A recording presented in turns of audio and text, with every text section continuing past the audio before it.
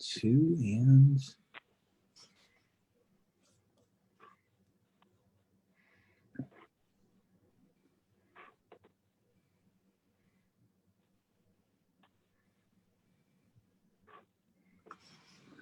all right. Good evening, everybody, and happy Friday. It is a dark Friday in more ways than not, with everything going on in the world out there right now. I hope you are safe wherever you may be. It's the first Friday of the month, so we're back with Dr. Riley White to talk about the state of the job market and the year that was. If you believe it, we've made it to December, and 2021 is less than 30 days away. If you're interested in hearing about the numbers behind the economy and what's going on with the job search, this video is for you. But first, who is Dr. White? He's the Associate Professor of Finance and Endowed Bank of America Lecturer at the University of New Mexico. In addition to teaching MBA students, Dr. White serves on the University Outreach Chair for the CFA Society of New Mexico, chair of the Cassidy CFA Scholarship, and an advisor for the $3.6 million student-run University of New Mexico Regent's portfolio. Prior to his career in academia, Dr. White worked as an analyst for a large Boston-based bank, where he learned a great deal about company analysis, funding, and maintaining ethical corporate leadership. He also consults with investment managers on maintaining optimal portfolio strategies, particularly in response to economic challenges. You may have also seen him in the media. He's been written up in Bloomberg, American Banker, the Journal of Corporate Finance, and more. Dr. White, welcome back. Tell us a little bit about what's been going on lately. Well, thank you so much for having me, Albert. I am so glad to be here. But Albert, you gave a fantastic briefer on this, because no, it was not good. This jobs report was worse than expected. And not only that, compared to where it was, remember last month, we're like, everything is slightly better than it was before. This month, it was worse. And it's actually very interesting because both are big economist job payroll numbers, or that come from both ADP and the numbers reported by the Bureau of Labor Statistics. They both proved to be disappointing. Two levels of disappointment. They were in agreement for like the first time in months. Yeah, I had a busy week, so I missed the ADP report. I usually make it a part of my my Wednesday roundup, but I did see the Bureau of Labor Statistics report come out today. Yes. And it showed that we added 247,000 jobs. Oh, and Yaroslav works for ADP. This is awesome. Yaroslav, you have inside information. I love it. Yes. And you know, that was because we lost census workers. But I think and the broader bit of it was just dark and bad. And so I'm really looking forward to running them through the numbers with you today. And you know, as is customary with the holiday season, maybe getting some hope too, because it just looks really, really bad right now, right? We're for those of you watching now and later, the Bay Area has now gone into lockdown in 5 counties. Governor Gavin Newsom decided that if ICUs hit a certain percentage amount, that we would go into a 3-week shutdown, and that and 5 counties, including and plus the city of Berkeley today, decided to do it early. And so that's going to mean that a lot of people are about to go on furlough. They're about to lose their jobs. A lot of people won't have holiday spending money, and this is the most important time of the year for so many of these brick and mortar businesses. And the 6.7 unemployment rate that we see may not be so low, you know, when it's all said and done. Plus the fact that we have eviction moratoriums about to expire, student loan moratoriums about to expire. I mean, I think the one thing that I saw from this month's jobs report was that we added 60,000 jobs in professional services. So that was nice, at least. Break it down. I like Albert. I also dug through the report to find hope. I found a few slivers of hope. And let's get into it, actually. Let's get into it. Let's dig into this here. I'm going to share my screen here, and I'll show you guys sort of I always prepare a little. I like looking at numbers. I like looking at charts and graphics, and I try to make this. And did we say before that it works better if I don't put this in full screen mode, or should I? Yeah, this is better in the mode that you have it right now. Okay, good. Okay, cool. All right, so let's take a look. Elisa says we all need some hope. We're counting on you this Friday. Otherwise, we're all going to dive into our alcoholic beverage, and we might not come out till Monday. No pressure. Just hope today. We're selling hope. So, all right, let's start with a little bit of not hope. So it's worse than expected. This is what we know so far. We only had about 245,000 net jobs created. Economists predicted about 440,000. And the thing is, the key number here, before we get into hope, I promise hope is coming. Right now, it is darkness. This is the 5th straight month of decelerating job gains. This is typically what happens, right? If you think about, what happens immediately after a crisis, we get a large, steep drop. Jobs are always hired much slower than people are actually fired. And the unemployment rate dropped from 6.9 to 6.7%, as Albert mentioned. And so far, that's promising. It is a drop, but there are some good things and bad things about this. Number one, biggest employment gains were in adult women, and as opposed to teenagers who are also counted as part of the Bureau of Labor Statistics survey, people above the age of 16. So people who are adults, adult women, they actually gained. This was a fear because many women had dropped out of the workforce because of childcare restrictions. They were hit harder than almost any other group. And so the signs that women are starting to go back in the workforce and feeling more comfortable to go back into the workforce is something that is certainly encouraging.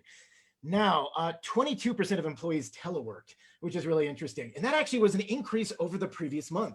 And so if we think about the trajectory of certain things and certain behaviors that happen associated with that, right? So we know that when people were all teleworking, we're all trying to be safe. We know California, it's shutting down. Other states have done this. Oregon, New Mexico, and other places have been shut down for a couple of weeks now. And all of this stuff does have, in some sense, economic consequences, although the public health is more important. Now, where we saw those gains in jobs, where did we see the gains? And this was really interesting.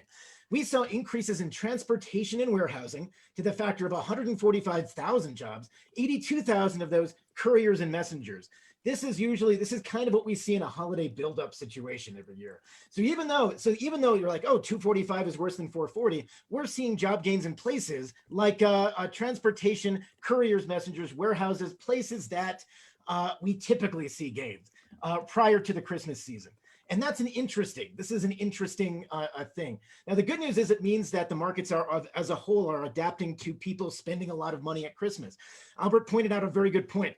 People spend money at Christmas. The average person spends about $1,000 on Christmas, or holidays rather in general. Hanukkah, Christmas, Kwanzaa, all of the major winter holidays. This is about $1,000 total per individual. About $650 of that goes directly to gifts. $200 go to things like decorations and such things, and about $150 go to other things, or maybe gifts for yourself.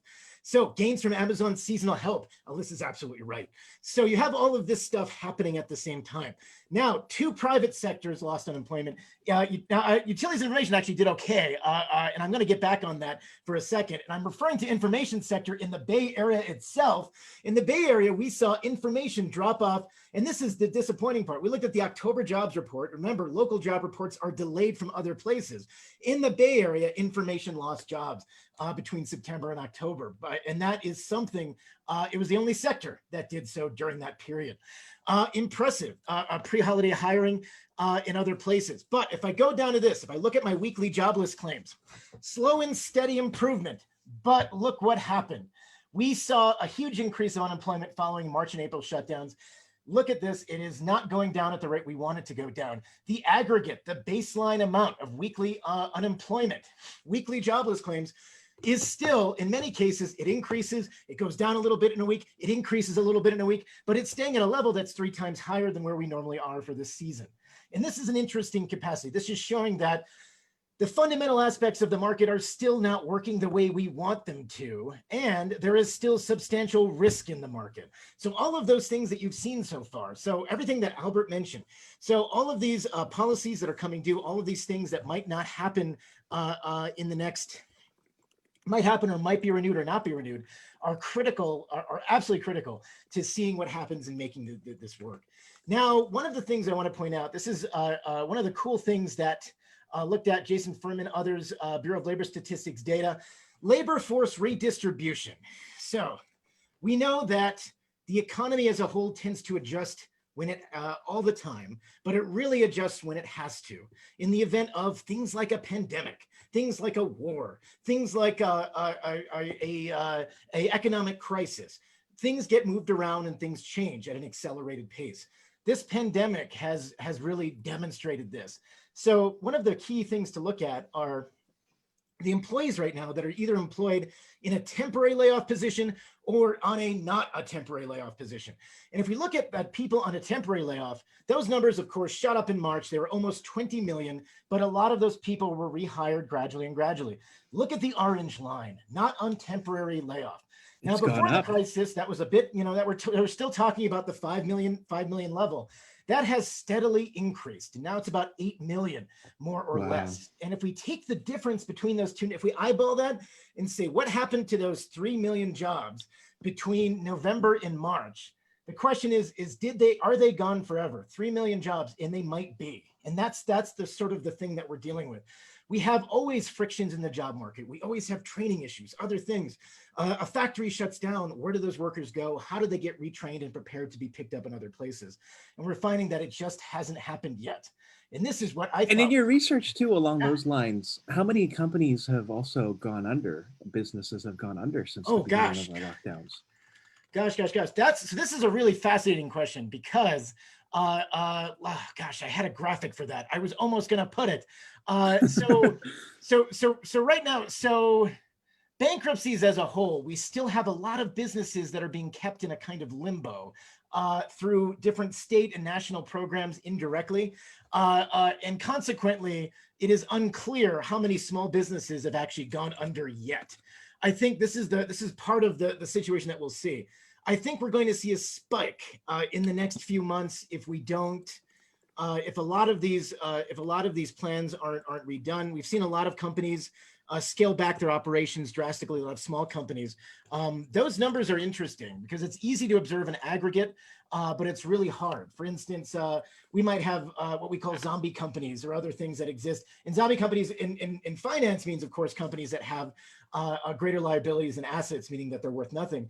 But in things like smaller companies, this could mean they're still on the books, they exist still, but they've gotten rid of employees, they've gotten rid of assets, they've gotten rid of other things that actually produce economic activity. And the scale of this is difficult to measure. Oh, Alyssa has a great question. She asks, Alyssa, you asked, do mergers and acquisitions factor into labor force distribution numbers?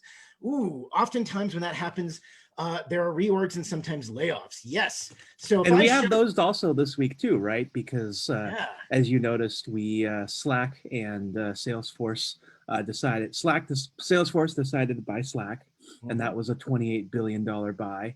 And then HP Enterprise decided to move its way to Texas in two of some of the biggest news stories this week. So that is true. And I'll show you actually what we've seen. And to give you kind of a hint, I actually have something up. I anticipated a question like that one. I didn't put it in the paper, but I'm going to copy and paste it right here. So we actually have an index called the Mergers and Acquisitions Index. And we'll do some, this is what the big economics is about here. This is from FactSet. The U.S. Mergers and Acquisitions Market Index. This shows you basically the total deal volume and the aggregate deal value of M&A activities since last year.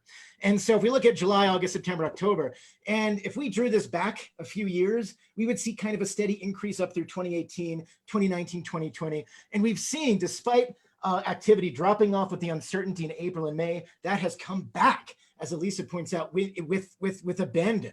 And M&A activity is interesting, right? So those cause structural unemployment changes. Historically speaking, the workers in those firms that are M&A that go through an M&A process, it depends on the sector, depends on the nature of their employee. We view that typically as potential short-term unemployment as synergies are realized. Many cases, the company merger activity is somewhat delayed. Companies choose to merge for one reason or another, and then they only get through the nitty-gritty of hiring and firing 1 year, 2 years, even 5 years after the merger actually happens, because they're going through all of all the duplicate employee, all these other things to provide a greater efficiencies.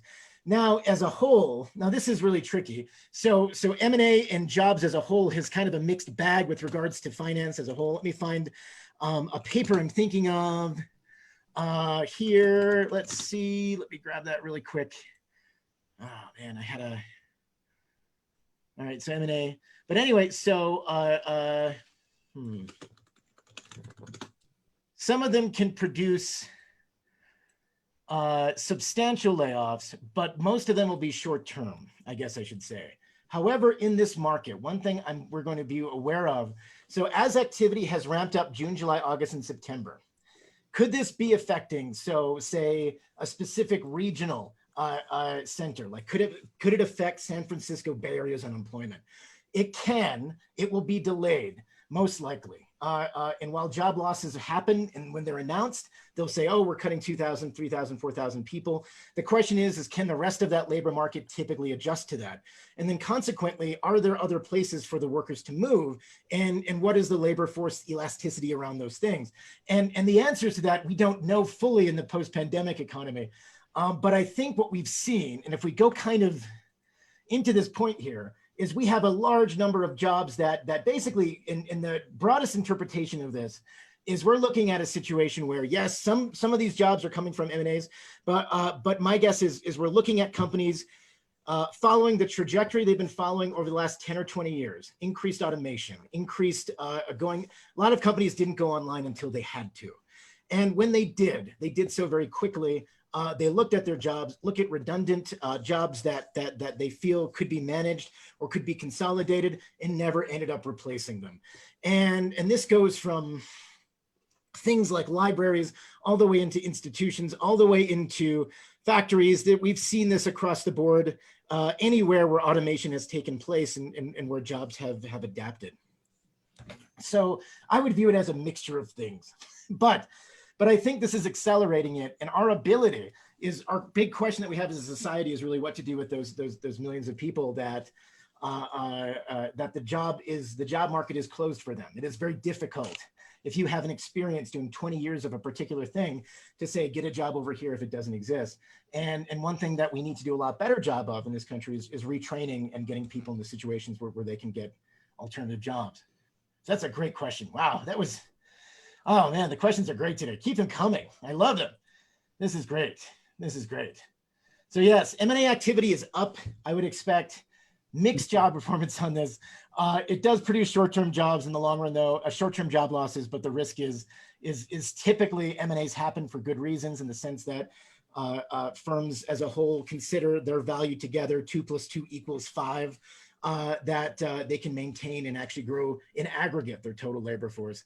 And I know the other piece, and you probably don't have a chart for this either, but I know that early on in the year, even during the March-April period, in line with M&A acquisitions, you also saw the decline in venture capital funding too, and that too has rebounded in the quarter since. Oh my goodness, has VC rebounded? And VC is on this.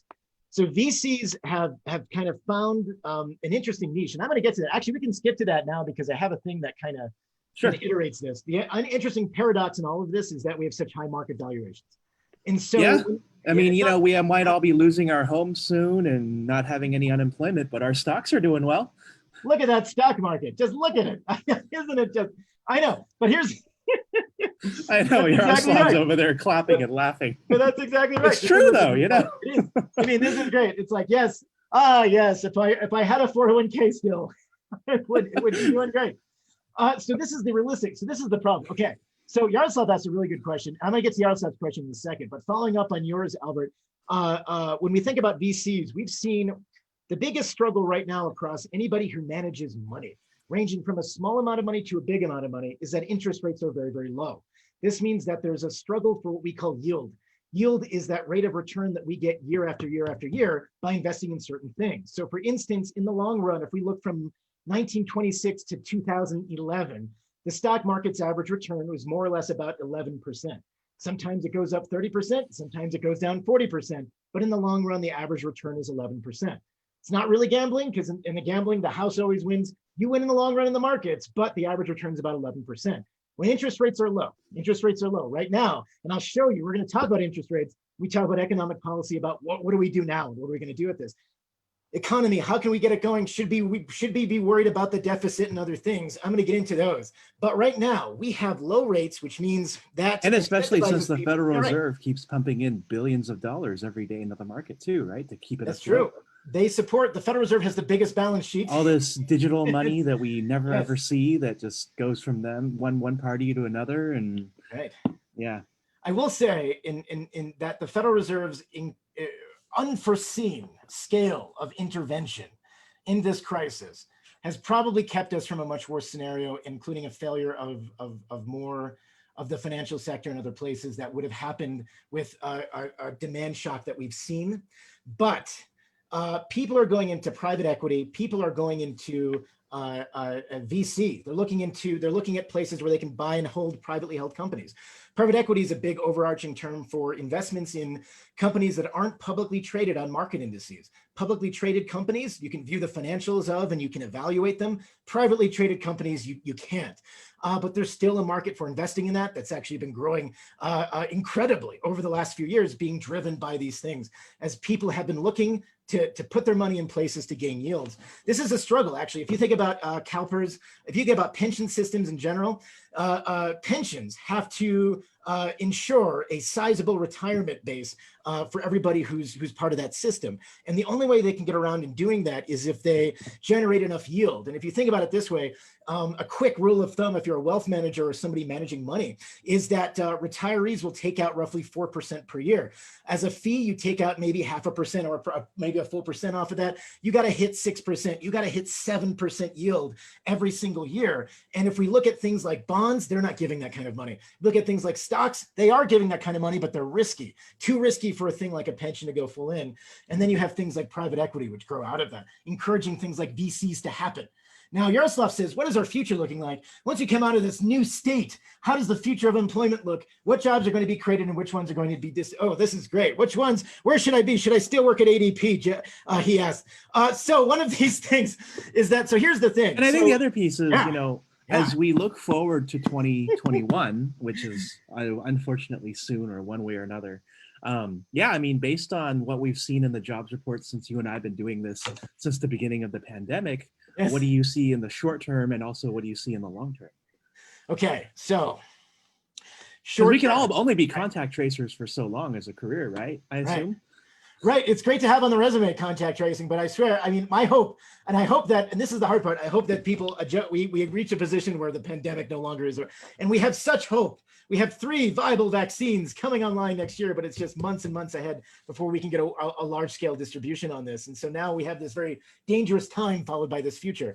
So, okay, this is a really good question. Okay, let's talk about the reckoning. Let's talk about what we have to care about here. So anyway, we've sped up automation and online period for companies, which means those jobs, which are any job that is redundant, any job that involves you doing something. And it could be, this is not just blue collar jobs. These are white collar jobs. Is this something that can be done somewhere else? Let's take a good example of this, right? When I was in banking, the first place I started was a banking analyst, right? You work in that job, you learn about how companies work, you evaluate them and you start trying to figure out if they're worthy of an investment of some form. Now, when you think about how that was done, companies have followed the same situation we've seen in other markets. They've consolidated them in certain areas like cubicle Cs that were once individual units that were tiered to the customers. And then those have also gone abroad. And we're seeing those type of repetitive task work that will be automated. You can write an algorithm effectively to look at most of a credit policies. Can an algorithm do this for you? Can somebody write a computational program that describes your job? And if they can, I would say that it is something to consider to look at how can you train yourself so that you cannot be replicated by an algorithm. To buy entry-level jobs. Right. And then we have a vast market of people, my students, everyone's students, getting out those jobs, looking at internships, saying, how can I do this? I think we'll see strength, interestingly, in social or relationship-facing jobs. I think it's hard to replace the human factor still. And I mean that in the sense that, let's say, and let's look at something like wealth management. Let's say you have wealth managers who handle big market funds, people of $1 million, $2 million. That includes a lot of one-on-one time. You got to know about a family. You got to be able to plan their futures on that. If it's low budget accounts, those $2,000, $10,000, $100,000 accounts, that's all automated. I mean, the big three big firms, if you go to Charles Schwab, other places, they send you to a computer AI that does that. And so we're seeing this across the board, and this has accelerated that.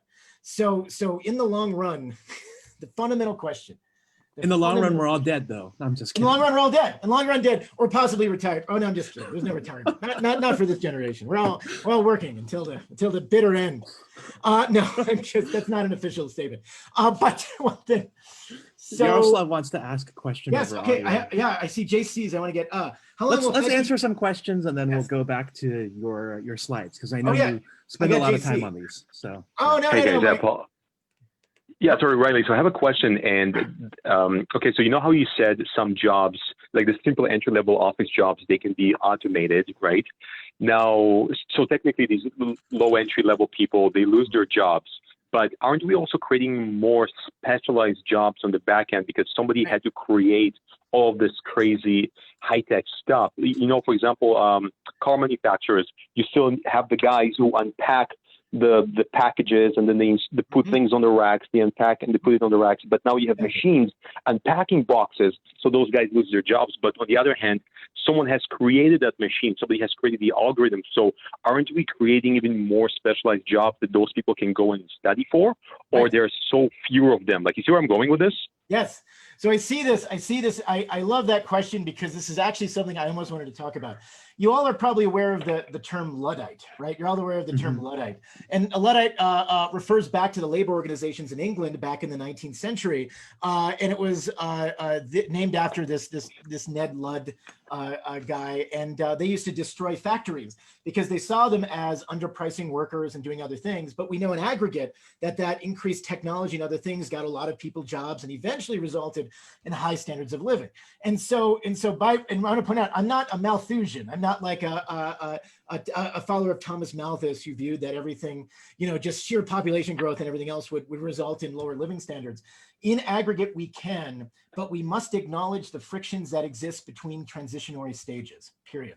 So in other words, that right now, like it's easy. Right now, before the pandemic, I would say we were adjusting accordingly, right? A firm would go online, some people be laid off, they'd be adopted by other places. We had enough time. Time is the ingredient that's missing here. In the pandemic, we don't have time. Firms have an existential choice whether to continue to exist, to produce AI or produce online content or lay off workers or figure something out. And with the loss of time, you have a lot of people, millions of people that have structurally had to adjust to the situation very fast. And because of that speed, as opposed to a long-term gradual adjustment, because of that speed, that produces the shock factor. And so my long-term algorithmic thing sounds like a long-term projection. It's actually kind of a short-term one. And when you say short-term, how short-term are you thinking now? I think about 1 to 5 years. I think a lot of things. For instance, I'll tell you. If you think about like what happened during the Great Recession, right? It was sort of like 10 years to get to a certain point where we were right before the pandemic. Right. But now everything, and I hear this in HR, where in the HR software space, where we literally advanced 10 years in 6 months. Right. Yeah. Right. Oh, that's a great example. And I would say, so one comparison you could make is between something like restaurants, where restaurant servers will always exist. I think people will always go out for the experience of going to restaurants when it's safe to do so. After the COVID virus runs its course and people can go out, I feel like hospitality in restaurants will bounce back. On the other hand, if I look at things like retail, that's something that has been we acknowledge its decline, traditional retail, brick and mortar retail over the last 15 years. I strongly doubt that the stores, the big box stores that have been able to survive, they're becoming more efficient, will suddenly bring back the same scale of workers that they did before. It's an accelerated evolution. And I love this question. I love these questions.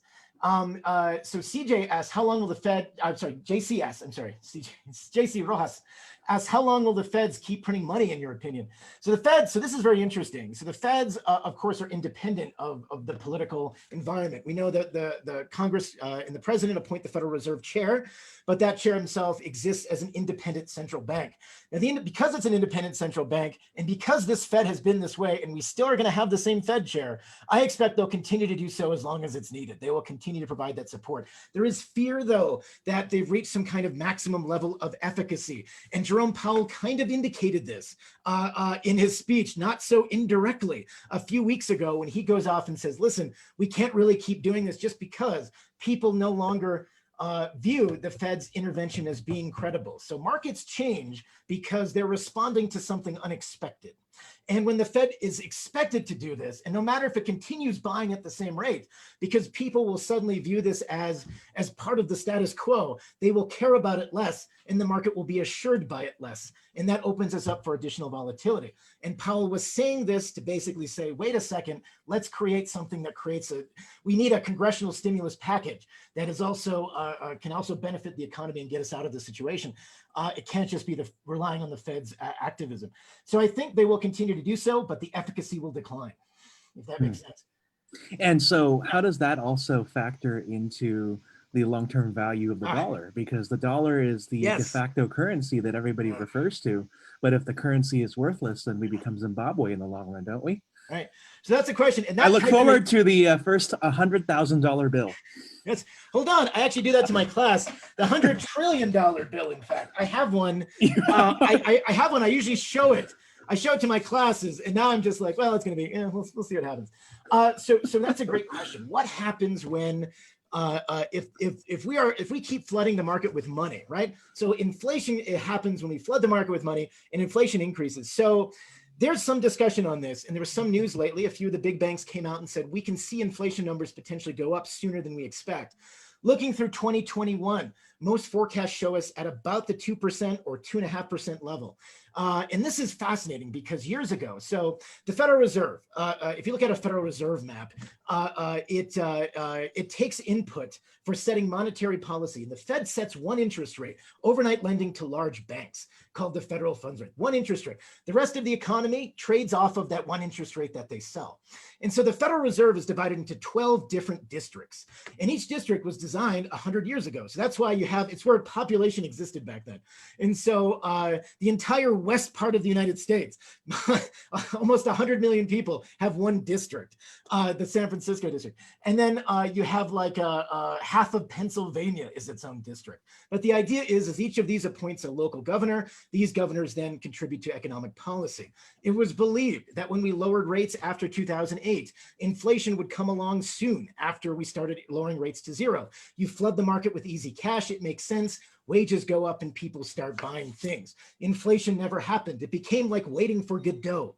We thought that something would happen. We thought that inflation was always just around the corner. However, because, and one of the reasons that I read a report in Goldman from a banker that was considering or evaluating the current situation on inflation. And he says, because people have forgotten what it's like to have inflation and they think it's impossible now, it's become more dangerous. And so Yaroslav brings up a really, really interesting point. And I like that you brought that up because right now we haven't seen inflation above 3 or 4% since the early 90s in the United States.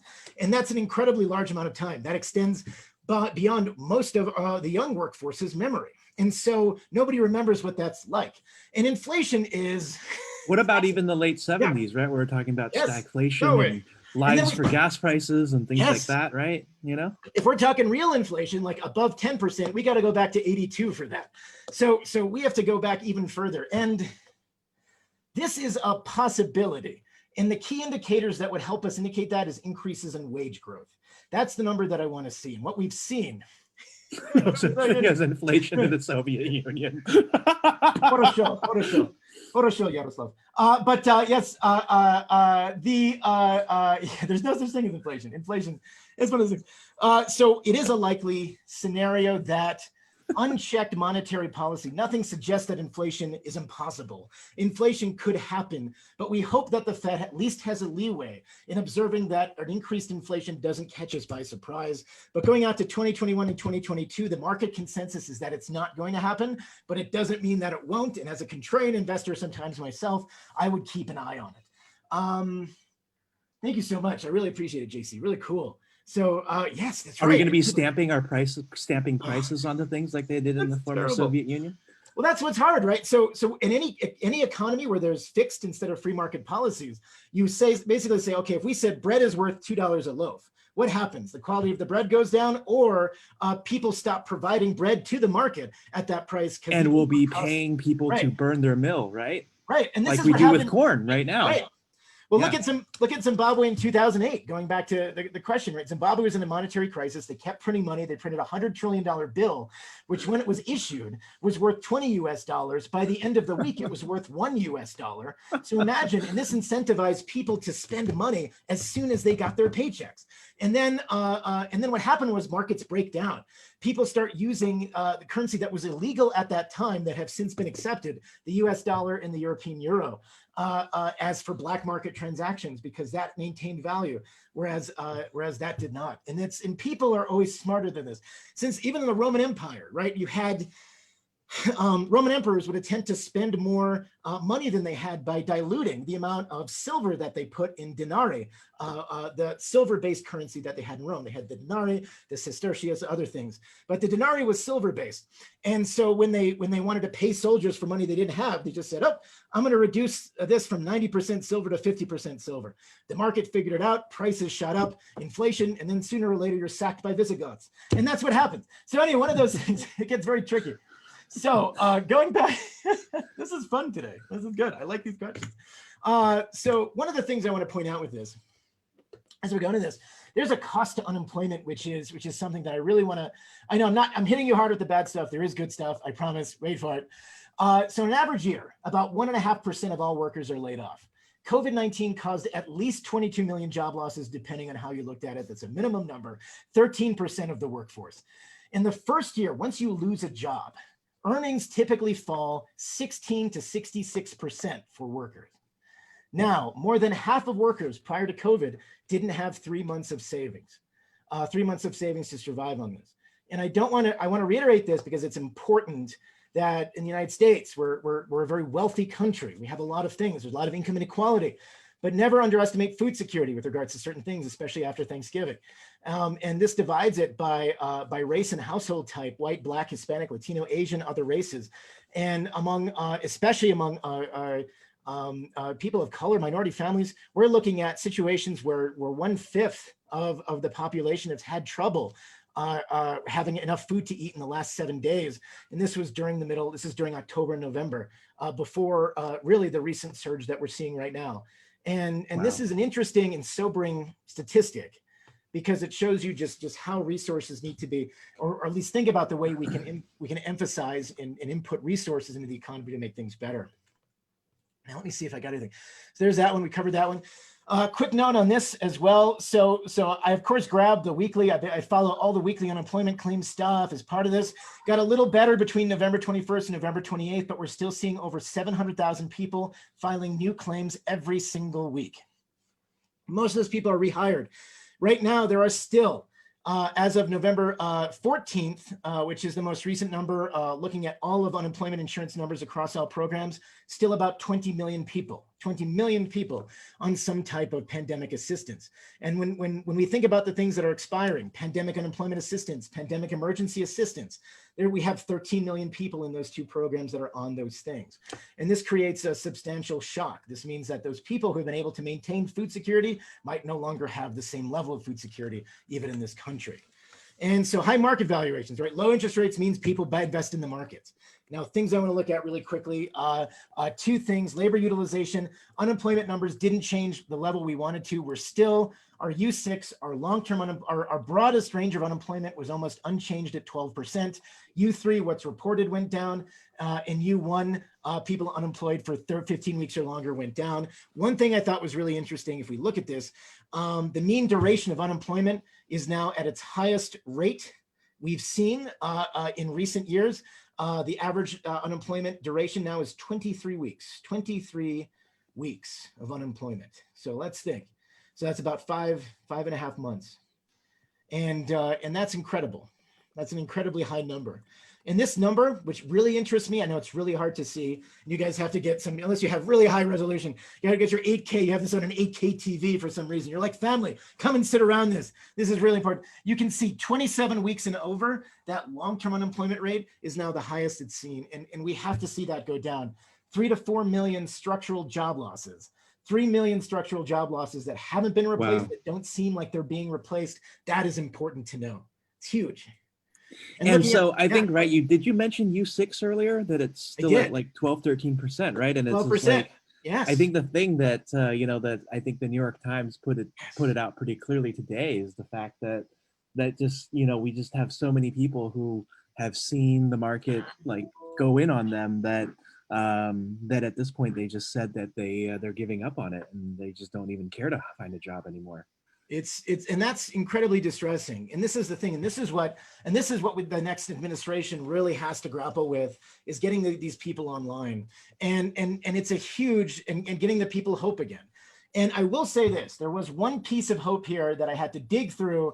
I go through all the tables, all the things, and we did see, if you're 25 years and over and have less than a high school diploma, your unemployment rate dropped 0.8% between October and November. Much of that is due to, again, those might be temporary seasonal jobs, things looking at the hiring that happened for the holiday season, and it might not be able to be continued for a long period of time, but it does provide hope. Bachelor's degrees or higher, unemployment rate was unchanged, but it was still very low, about 4.2%. Now, San Francisco, this is the one I'm talking about. I promised you guys this.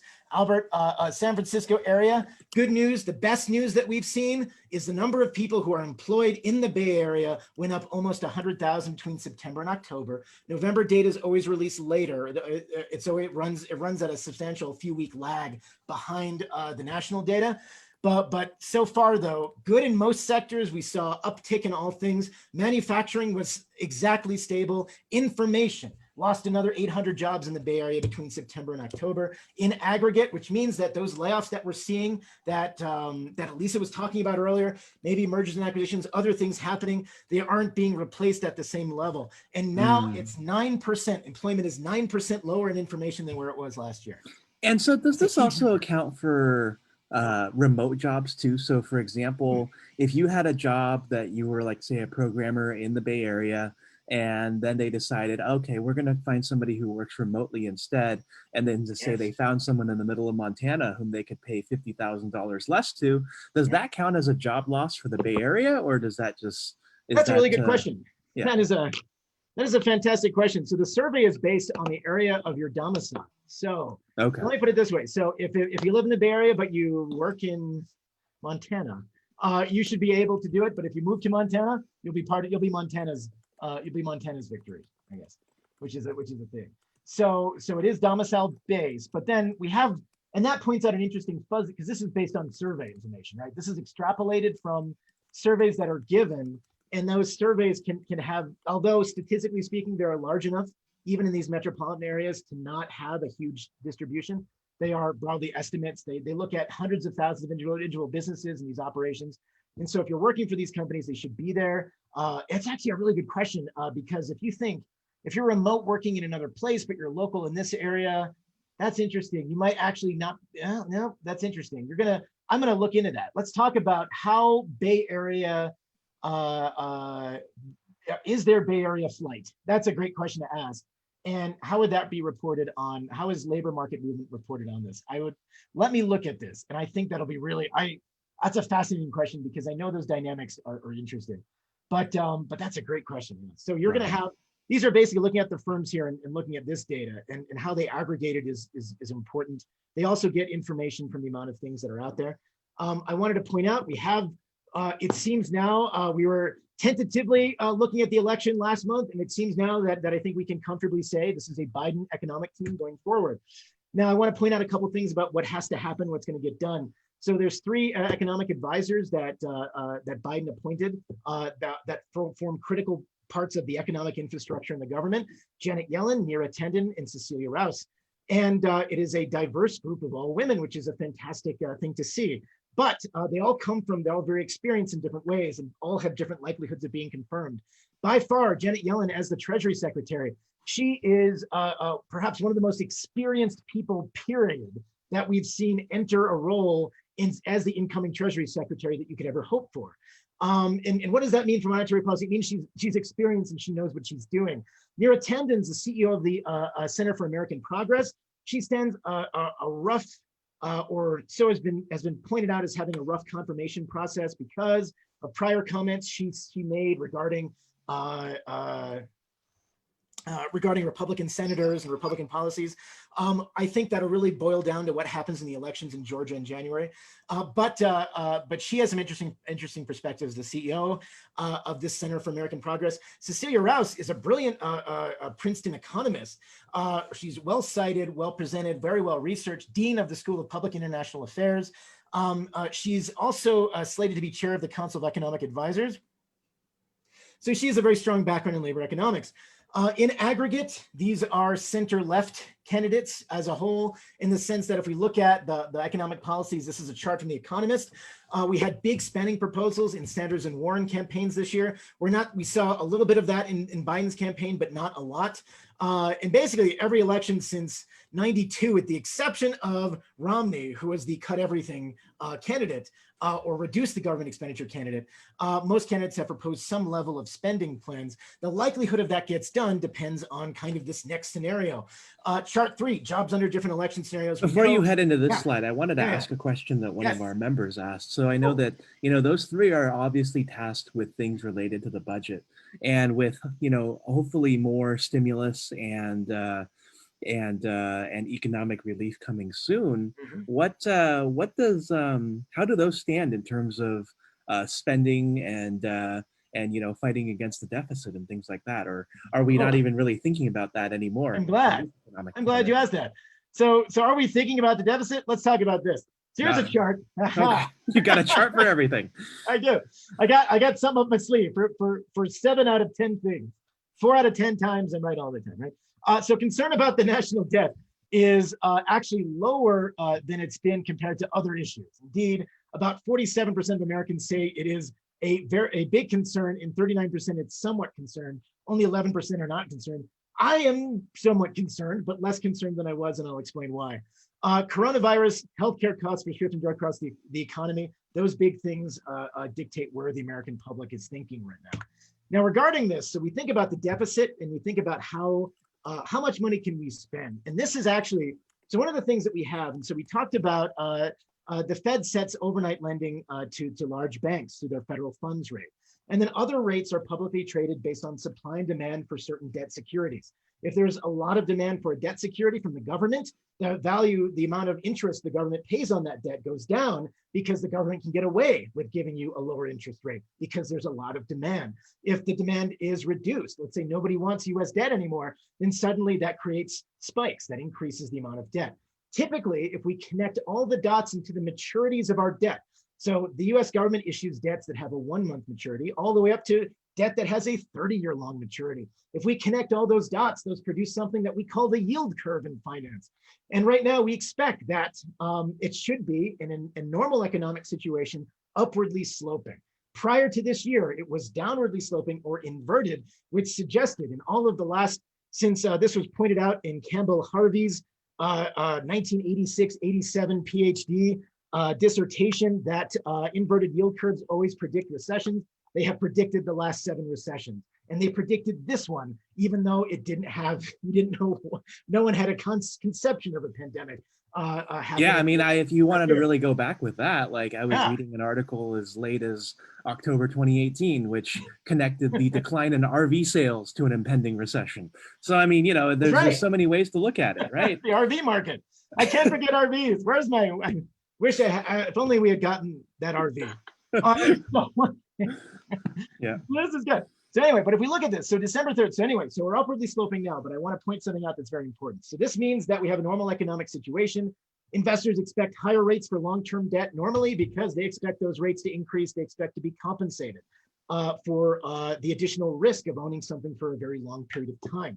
Inflation indexed, when you take the debt and net out inflation, what do you get? Negative numbers across the board. The real return on this, inflation is higher for our 5, 7, 10, 20, and 30-year bonds than the actual bonds are yielding. So if you put all your money, all your savings into a 30-year bond, you would have a annualized negative 0.3% return. It is a terrible place to put money. Normally this corrects itself. Normally what happens is that, why would people want to invest in this? Why would people want to invest in stuff that pays negative values? And one is that it's hedging against currency losses in other places. The second is that Treasury forms a huge part of a portfolio across the board in a number of different situations. And if we look at this value, this is justification of saying, if money is this cheap that the government can take out so much money, anywhere they put it can generate a return that generates a return higher than what it costs them, almost anywhere. And so whether it be in things like infrastructure that would boost spending, or whether it would be vast plans to reduce healthcare costs and other expenditures for Americans, that money would help. And so now is probably the time to borrow if we have to borrow because of this observation. Now, we're really bad at predicting interest rates. This is the Congressional Budget Office's. Future interest rates versus actual interest rates. Future interest rates are the black line, actual interest rates are red, right? So where we predicted interest rates, oh, when they started going down, we projected they'd go back up. When they went down further, we projected they'd go back up. And when they went down further, we projected they'd go back up. And every single time, the smartest people around, the smartest economists who make these projections are wrong. And that's pretty good. And so that's the moral of the story, is we don't know if rates will go up or down, but I'm paying particular attention to wages. If wages increase, that's good news, but it also may, it's a predictive factor for inflation. And inflation is something economists have become more relaxed on in general. The Federal Reserve has a dual mandate, which means they have to have full employment and to keep inflation about 2%. A lot of economists pressure the Fed and basically say, you know, we can afford inflation of 3 or 4 or 5%. It's better if you have a lot of debt to have inflation because it makes your debt payments are fixed. Your income levels will increase and that debt becomes more affordable, but too much inflation becomes crippling for an economy. And so it's a very fine balance to operate that window. So we have to watch that. The door is open for additional spending. We only spend about 6% of our budget on interest. It can still happen. And that's the long story. Thank you for that long-winded answer, Albert. I'm sorry. And that's what we got. It's good. It's good. All right. Cool. Oh, all right, guys. So that's the essence of this. That's the essence of where we're going. A lot of bad news, but our hope is, the hope has to rely on one thing. The ability for us to get out of this recession depends on what can be done in the government to assure stimulus stimulus extensions in some way that benefit unemployed and vulnerable Americans. If a spending bill of some kind is passed, and it could be for almost anything that generates a long-term return, healthcare, infrastructure, something else, in the next 2 years, that will benefit the long-term potential of the United States. Deficits we will ultimately have to worry about, but not probably in the next few years. Okay. Wow.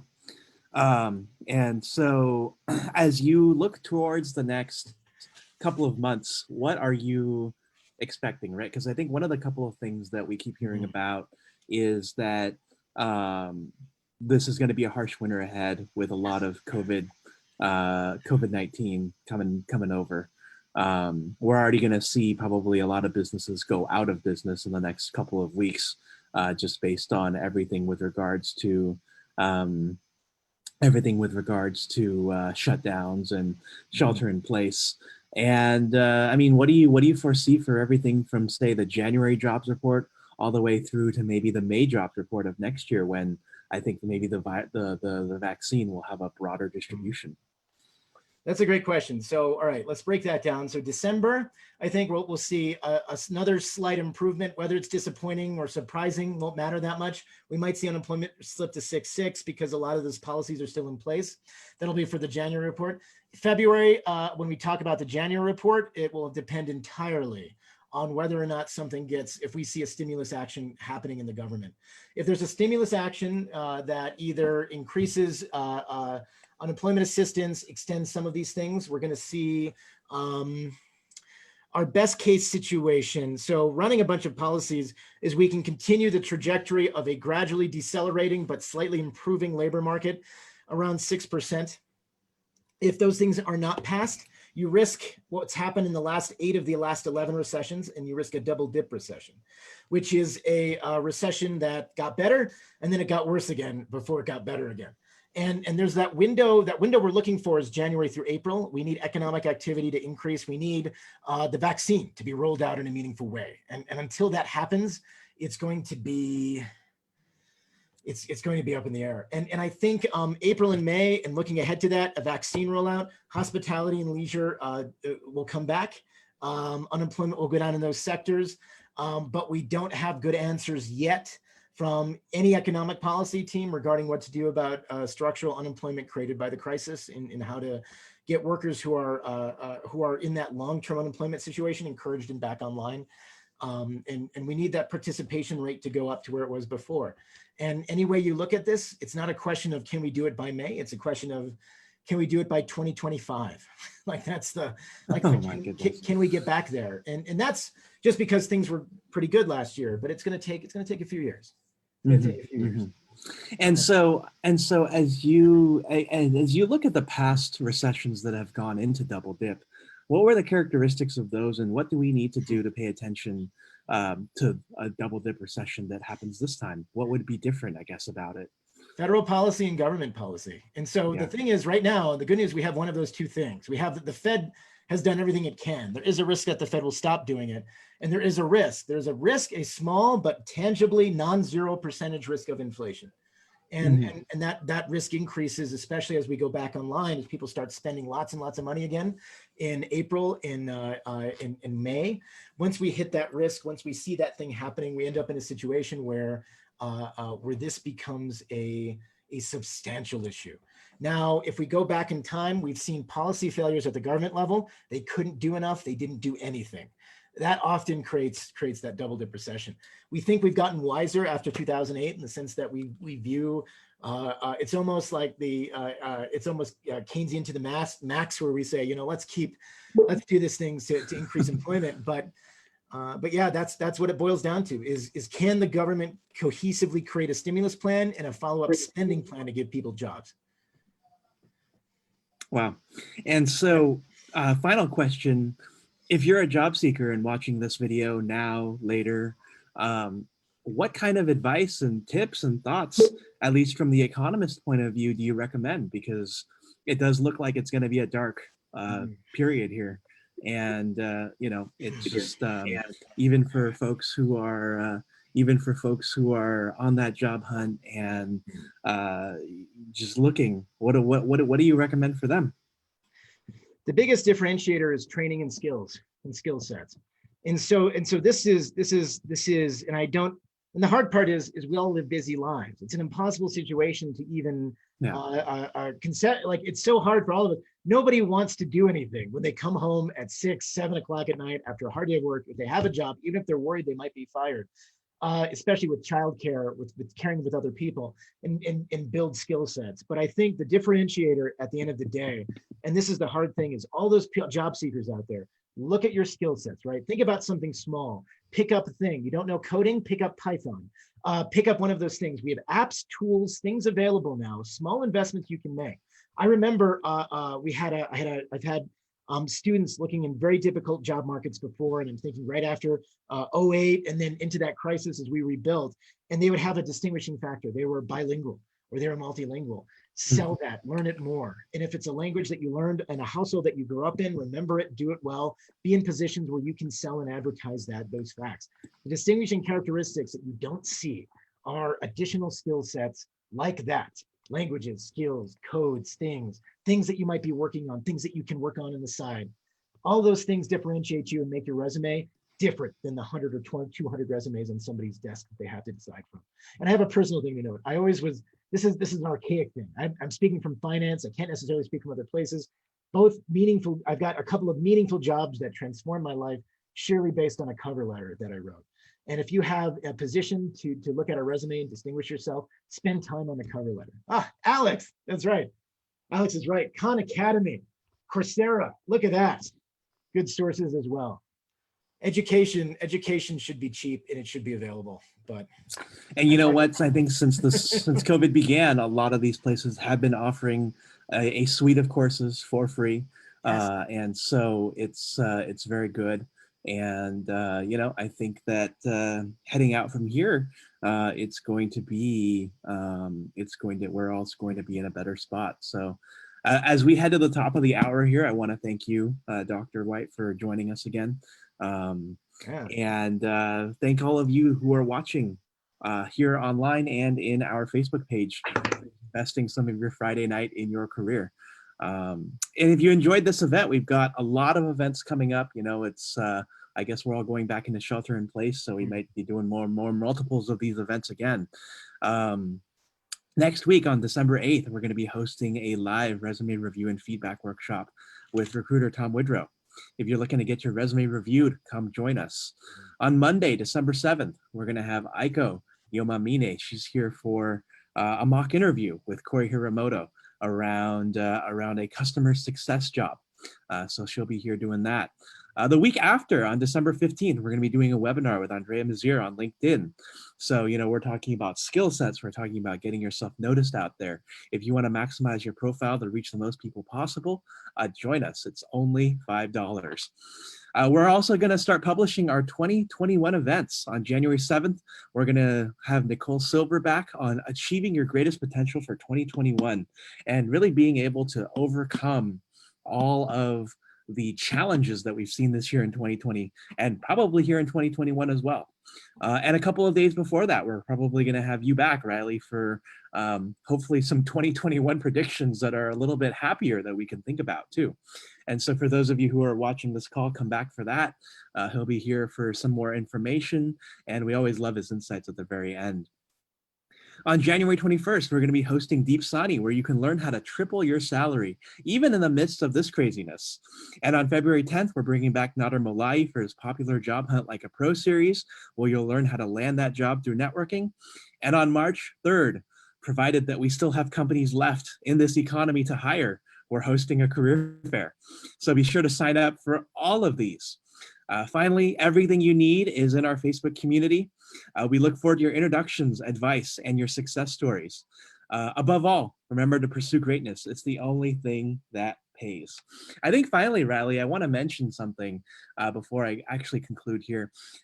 Throughout the course of our videos, I know I never promote like your website or anything. Do you have something that people can go to, a blog where they can stay in touch with you the month in between these calls that we do, so that, you know, if anything really drastic or crazy happens, perhaps they can keep in touch? You're on mute. Yes, I apologize. I muted myself. So yes, I'd be happy. I want anyone to feel like they can reach out to me at any time. I'm working on developing and redeveloping these things, but I'm gonna put my email right here in the chat room. I check that like 385 times a day. I never want you to hesitate. That's probably an underestimate. I'll try to get back to you. No question is silly. I will always get back to you with any questions or answers. I'm going to work on something. My goal in 2021 is to build a little bit of a discussion blog myself about economic policy, and then we'll have that going early that year to make it a little bit more official. So thank you, Albert. Thank you all for letting me come here today and talk a little bit about the jobs report, which is disappointing, but what happens in the future will be decided in the next few months. So we're going to stay tuned. Ominous, but hopeful. That's it. In the meantime, happy holidays, happy new year, and I'll see you here the first Friday of January, hopefully with some better news on where the economy stands. Yeah. All right. Talk to you all soon. Bye-bye. Thanks, everyone.